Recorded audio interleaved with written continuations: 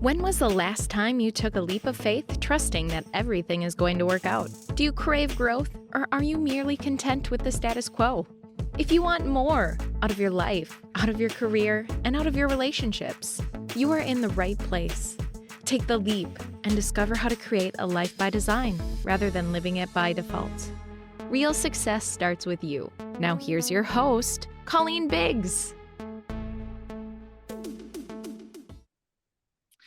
Hello, listeners, and welcome back for another episode of Take the Leap. As always, I'm here, Colleen Biggs, have another guest with me. We are on episode 213. So excited because Mary Scott is here. She's been a guest several times, not only on our podcast, but also on our Member Monday Spotlights. She's taught some of our Thrive Thursday masterclasses. She's really been an integral part of some of our masterminds in the Leap community, Leap for Ladies. So we're so happy to have her back. And we are going to dive into everything startup success. There's so many things you need to know if you're starting up a business. So we're going to talk about a little bit of the differences in the businesses, the things that you might need as far as resources as a startup, how you find those resources. And Mary Scott can work remotely from anywhere. You know, she is in New Mexico right now, babysitting some of her grandchildren. I wouldn't say babysitting because they're like teenagers. I babysit, but she's got teenagers. And so she's house sitting with the children, I would call it, while her son is traveling overseas, which is really awesome at our age that we get to do that and we can still run a business. I've done this a lot for my children and I'm in business with my children and I'm able to do that. So that's part of startup success and we can talk about that today. But before we get to Mary, I want to thank today's sponsor of today's show, Beyond Basil Mobile Pizzeria. We're passionate about bringing the authentic flavors of Italy right to your event. Our mobile pizzeria is a culinary adventure on wheels where we craft artisanal pizzas using the finest ingredients in traditional Neapolitan techniques. So whether you're craving a classic margarita or looking to explore one of our unique flavor combinations, our skilled pizzaioli are here to create mouth-watering pizzas that will tantalize your taste buds. With our commitment to quality and exceptional service at your weddings and private events, we aim to provide an unforgettable dining experience for every one of your guests. So explore our menu and book us for your next event. Please follow us on Instagram at Beyond Basil Pizza and find us online at Beyond Basil Pizza, mobilepizzeria.com. Sorry about that. All right, Mary Scott, here we go. Mary wants startups to be wildly successful. She's a business consultant solving problems, connecting resources, and helping startups and solopreneurs succeed internationally. Coming from media in New York and now in St. Louis, she made 2 profitable documentary films and now uses that experience to help startups succeed faster. She also compiled the Startup Resource Guide for St. Louis businesses and is the founder and lead organizer for Pitch STL. She's been doing a Facebook Live series with expert interviews for startups for over 2 years, which is available on YouTube. We have that link available for you. I would say you're the startup launch pad for most businesses, Mary. So welcome to today's show. And she does it so eloquently in purple hair. I love you. Do your grandkids love your purple hair? They do. I'm the cool grandma. Yeah, of course. I couldn't help but listening to you talking about your pizza. I'm hungry now. Everyone says that. When we talk about pizza, which is one of the businesses we own, everyone says they're hungry. And we bought that business from an existing business owner. So we didn't have to go through the startup phase. We just kind of did like a relaunch phase, I guess you would call it. But my gosh, I will tell you, there was so much knowledge that we didn't have stepping into a catering business. None of us had ever owned one. We didn't know about cooking the pizzas the way they do it or the recipes. So we negotiated in our contract for like an onboarding period for them to teach us all of that. And I'm still learning with permits that we have to submit and all of the other things that we have to do. I'm still learning. So Mary, we're excited to have you here today because I believe that startups can be wildly successful. Most of the time, they're the ones holding themselves back. And so let's talk about a little bit about that. So you came from media in New York.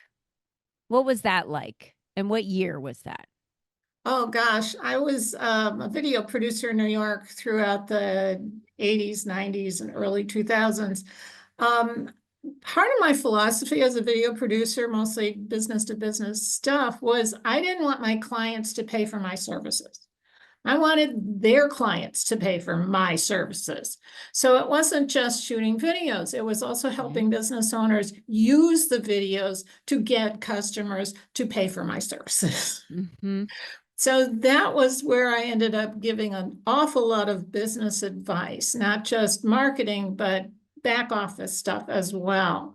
And as a startup, I remember having a hell of a time figuring out where I needed to go, what I needed to do, who I needed to meet, what licenses and stuff I needed.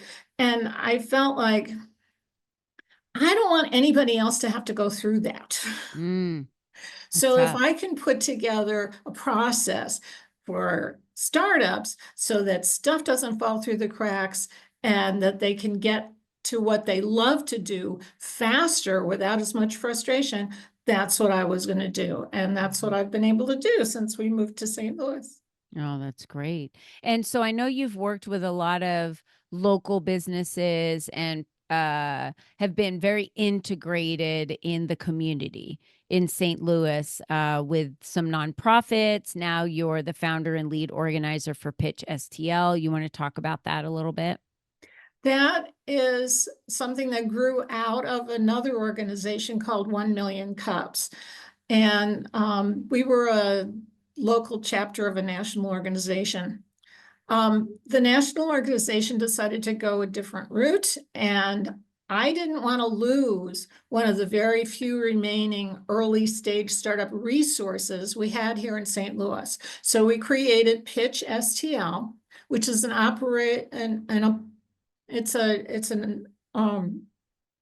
it's a way for startups to practice their pitching before it really matters. So they get 6 minutes to present their company with a pitch deck, and then they get 20 minutes worth of feedback from the audience, which I call a warm, fuzzy Shark Tank.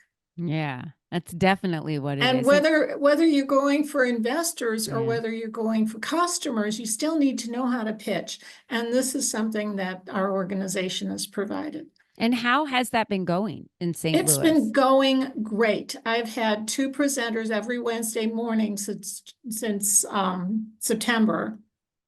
We did our first evening live fast pitch event in early October, and I had over 40 people show up, 13 companies pitched, and the winner got a $400 prize. So it was a real Wow. successful event. So Yeah. we're hoping to be able to do that again every couple of months. Yeah. If somebody wants to set up a pitch STL in their town, I can help them walk right through it. It's not hard. Yeah, that's really great because that gives us an opportunity to practice, right? And like you said, you're either pitching to customers or you're pitching to a bank about loaning or a hard money lender, right? An investor. It could be pitching for Exactly. anything that Exactly. you're looking. Everybody needs to answer the question, what do you do? Mm, With one sentence. And that is, I help these people solve this problem so they can. mm-hmm. Has nothing to do with your secret sauce. Right. It's be specific about who your customers are, Mm-hmm. what's their specific problem, and what benefit do they get after solving that problem. Yeah, exactly. I love that. And that's a great way to teach people how to do that. So, what have you found with startups? What are the main resources that they need immediately that they don't have a clue where to find them or what to do or didn't even know they needed it in a startup situation? Sure. Depending on where you are, Mm-hmm. the municipality or whatever your location has certain rules about starting a business. So you need to know what permits you need, what licenses you need, things like that, which Mhm. is why I highly recommend getting an attorney And sometimes there are attorneys who are specialists in startups to help walk you through and make sure that stuff doesn't fall through the cracks. Yeah. It can cost a couple $1,000s. And if you really don't have that, you still need to maybe get somebody else who's done this industry before, not necessarily your business, but your industry, and have them mentor you, have them give you the checklist of the things you need to do to actually become a legal business. Because there was a girl I knew who was a great esthetician. She started her own line of potions and cosmetics and things like that. And she was doing great in a brick and mortar salon for about 8 months. And the health department came in and shut her down because she didn't have the appropriate licenses. And it took her 18 months to get back up and running. And this could have been prevented had she known these were the kinds of things she needed before she even opened that business in the first place. Yeah. Yeah. Especially if you're creating your own line of lotions or any type of cosmetics. Boy, there's a whole nother line of licensing and approvals that you need to do that. There is. One of the easiest resources that's in almost every community is called the Small Business Development Center, or the SBDC. You can find these usually located at a university. They are completely funded by the SBA, the Small Business Administration. So their services are free, and they help you put together a business plan, find out what the local regulations are. It's their job to help you get going legally. Yeah. So that's the SBDC. You can find them. Like I said, they're free. We'll add the link to make sure we've got it below. So they've got Well, it. I mean, there's a national SBDC, but if you just do a Google search For the Small in your Business local Development Center. Local university or whatever, just look for Small Business Development Center near me.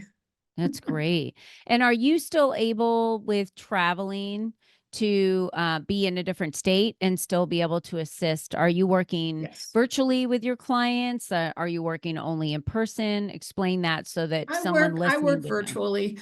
I'm real good at research, and I know where everything is in St. Louis and where its counterpart can be found.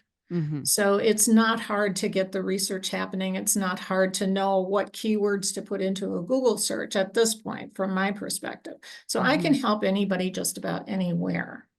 Just quickly. And I know you've created some guides and have some of those things. And what is the website that they would find those additional resources? Do you have a website where you're putting resources? I have a website for the St. Louis Startup Resources Guide. Okay. And that's stlstartupecosystem.org. Okay. I tried to find a URL that tells you what it is. Yeah. Okay. So the St. Louis Startup Guide. There are about half of the resources there are actually local versions of national available things. Okay. So, there's always going to be some kind of entrepreneurial program at whatever local universities you have. There's always going to be a chapter of SCORE, which they just call themselves SCORE now. Highly recommend them for engineering, for mentoring, for basic business kinds of things. I have to, full disclosure, they're not the best in terms of marketing, particularly if it's online stuff, because these are usually retired people who have been very successful in business. But as you well know, marketing in the 21st century is very different from marketing used to be. But their services are free, and they can be really, really good mentors. They are. I'm part of the SCORE here in Phoenix, Arizona. So there's chapters all over. I used to fly to Ontario chapter of SCORE and go to their women's breakfast every quarter that they would have. And I got to know the women there really, really well. And you could sponsor, and we always had a speaker and someone that was teaching you something new. And I really love SCORE because the other thing that they have, in addition to the SBDC, has some of these great things too, is they do a lot of virtual online workshops. So in addition to the mentoring, you get local and having access to all of their guides and their mentors. There's regular workshops you can go to online, and they might be teaching you how to market on social media, or how to use AI in your business, or how do you get local business funding. My gosh, there are so many opportunities that exist out there. So we've talked about the small business development centers. We've talked about your St. Louis startup guide, which we've got all of these links. And we've also talked about SCORE. So these are really good. And then you can find chapters in your area. So that these are really good for them to be able to use. Share with us getting people ready to pitch. What is that like? Helping them get ready to pitch. What is their main, well, you talked about, knowing who your demographic is, knowing the problem that you're solving, and then what does that individual's life look like? So they can, you said, so they can XYZ, right? What are you finding when Well, you get the first thing is that most startups are so passionate about what they do and how they do it that they want to tell you all about that part. Yeah. And unfortunately, the reality is that that's really only interesting to you and maybe some other people who are in your industry or who love you dearly. Customers always need to know what's in it for them. Mm-hmm. So what we do when we help people practice pitching is we back them up. Who is your customer? Who do you think is your customer? And what is the problem you're solving? Because that's what's in it for them, is being able to solve a particular problem. And the more you can define that problem, the more your customers are going to lean in and say, yeah, that's my problem. What are you going to do for me? Once you get them to lean in, they're actually paying attention. And then you can tell them the benefits of what it is that they'll get when you solve the problem.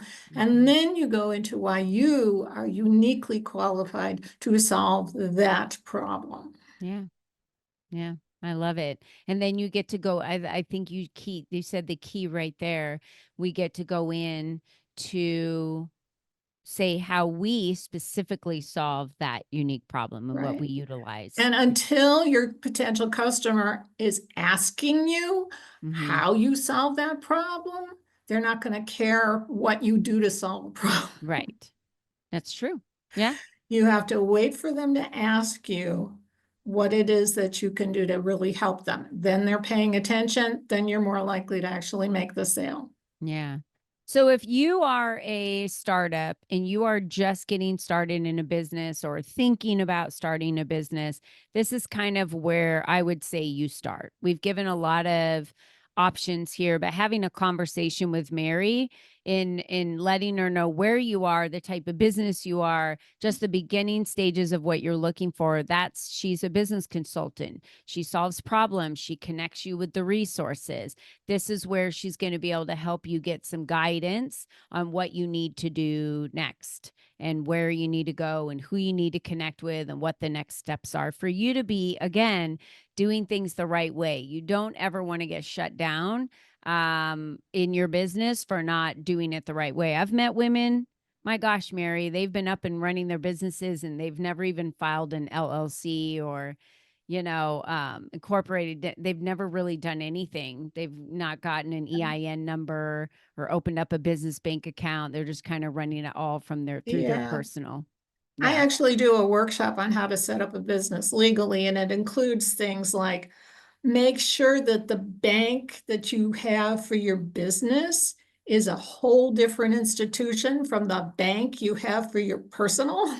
Because that's a flag to the IRS. And when you get audited, it's going to get you into trouble. Yeah. So I always tell people you need 3 members on your team, whether they're paid or not paid or whatever, but you need 3 different skill sets. You need someone who knows marketing, you need a lawyer, and you need an accountant.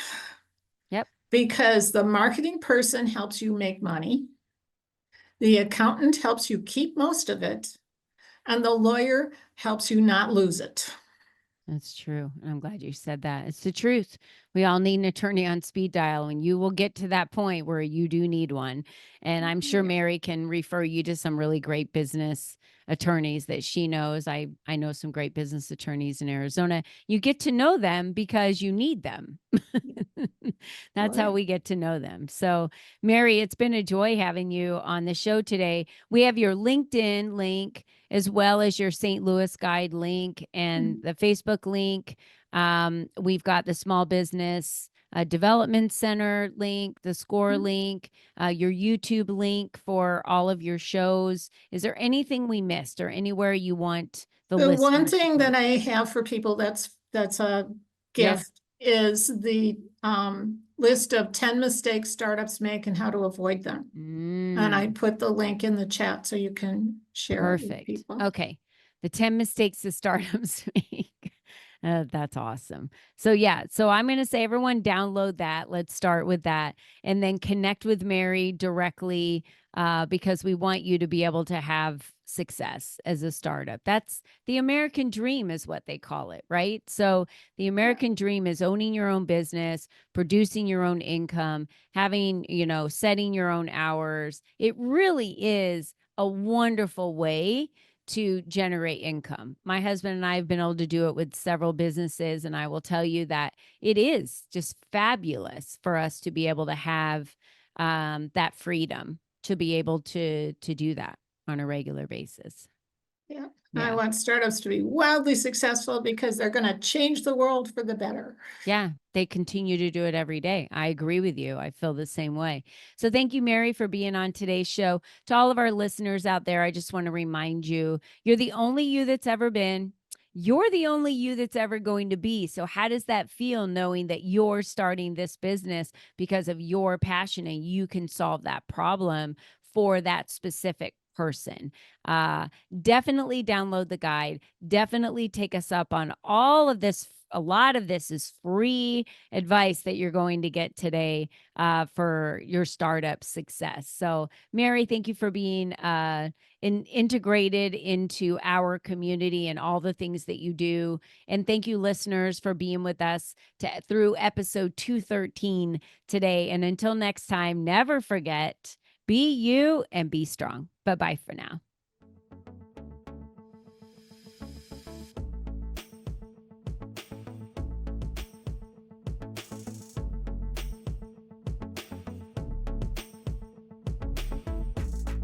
We hope you enjoyed our show today, as our guests shared their secrets on designing their life by taking the necessary leaps to expand their influence and attract the right people and clients into their lives. To start these easy steps for yourself, be sure to visit www.colleenbiggs.net/freebies to download the 7 ways to increase your exposure today.